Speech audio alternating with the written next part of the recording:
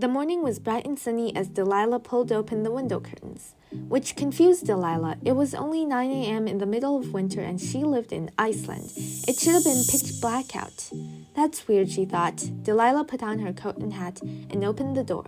She looked around and saw something shocking. There weren't any people walking around on the streets like there usually was. Even weirder, there was no snow. Gasping, she turned and stepped back into her door, locking the door. She heard a voice call out.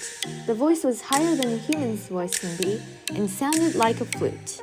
She felt something tapping her foot. When she looked down, she saw a tiny figure smiling up at her. It almost looked like, no, it was an elf. At least she thought that was what it was. It looked nothing like the pictures she'd seen. With huge spiky hair that shimmered white and gray skin, it almost looked like a tiny plump drop with big eyes and even bigger eyebrows. Then again, the pictures were always blurry. No one really could get a clear picture of an elf. But she was getting face to face with one. It had always been Delilah's dream of meeting one, and now it was finally happening. The elf wore a pink dress and a cute little beanie. It was so different from the stories had told. But then again, no one really knew if they could trust those stories. And maybe she couldn't trust her eyes, maybe she was hallucinating. Maybe she didn't get enough sleep the last night. However, when she reached down to pick up the elf, it jumped away from her, screaming at her what she was trying to do, and she was a human, never picked up an elf without permission. Delilah quickly apologized, but the elf was still glaring at her. I'm sorry, all right. It's just been a weird day already with the sky and all. Not to mention my social skills aren't really good at the moment, Delilah said. The elf walked closer to her. Do you want to be friends then? The elf said in her squeaky voice. But we just met, and how do I know if I can trust you? Delilah asked cautiously. Well, you seem very lonely like me. We both have no friends. We can work on our social skills together. We both seem to have great style, and you seem very nice, and so am I. Nicer than most elves. Trust me, you can trust me.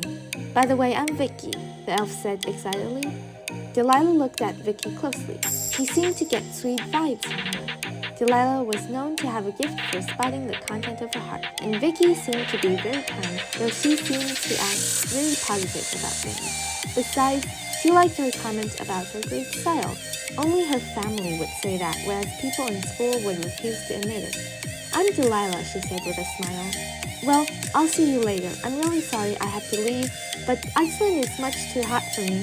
Then, before Delilah could blink her eyes, Vicky was gone, leaving Delilah to just sit there in her thoughts, trying to understand the weather, the missing people, and the elf, not to mention how the sun was up. Today is a weird day, she said and sighed, but I'm always up for a challenge. That was before it suddenly went dark. Jumping up, she ran to the window and looked out. The sun was gone, completely replaced with the moon. Nothing was more shocking than this, not even meeting Vicky. How? She started, but then immediately gave up trying to figure out what was happening. She didn't know what to say anymore. This was not a day or night she was expecting. Chapter 2. Vicky arrived barely in time for the bell. She rushed into the icy cave minutes before the huge gate bolted closed, blocking out the raging blizzard. However, much to her confusion, no one was anywhere. Someone had to have controlled the gate. Her breaths went quicker when she realized she was now trapped in a cave, alone in a cold, dark cave. At least nothing can get worse, she said, her breaths coming out in breaths in front of her. That was when the lights went out. Oh, I didn't think anyone was left in the peppermint pine. Sorry, said another elf. She opened the gate for Vicky. Where's everyone else? This should be the busiest time of the year and no one is around, Vicky asked the elf. Oh, Boss lost his time watch, so now we're delaying it till spring. The time watch? Yeah, how did you not hear about it? I don't know, does it affect the humans? Seriously, how did no one tell you about this? He said, sighing. Yeah, it does. Everyone is looking for it, but the longer it's gone, the more weird things will happen to us and the humans. Bad things or just weird? She thought, somehow knowing in her gut that it was going to be bad. Bad things. Very bad things. It pauses time to help Boss deliver all the gifts in one night. If it falls into the wrong hands, it could be very dangerous. He lowered his voice, especially if it ends up in a particular holiday's hands. Meanwhile, under the holiday portal doors in the forest, a bony hand reaches out of an orange and black door and snatches the time watch and pulls it into the door with a menacing chuckle. Chapter 3. Delilah worried that her brain wasn't working right. When she blinked again, the whole world was suddenly winter again, but this time it was dawn.